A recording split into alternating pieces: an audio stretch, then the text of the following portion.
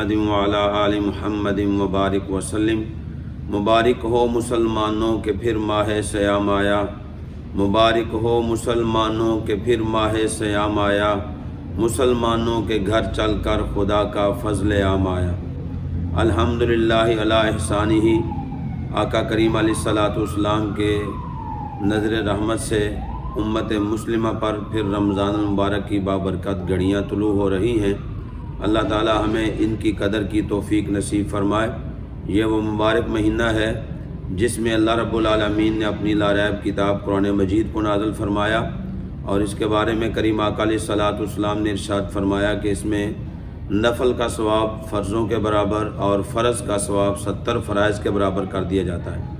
آئیے عہد کریں کہ اس ماہ مقدس میں ہم توبہ استغفار میں کثرت کریں گے، قرآن مجید کی تلاوت میں کثرت کریں گے، درود و سلام پڑھنے میں کثرت کریں گے، اللہ رب العالمین کی بارگاہ میں گر گڑا کے توبہ کرنے میں آر محسوس نہیں کریں گے۔ اللہ تعالی ہمیں ہمیشہ اپنی بارگاہ کا خوف، کریم آقا علیہ الصلاۃ والسلام کا عشق نصیب فرمائے۔ آمین بجاہ النبی المرسلین۔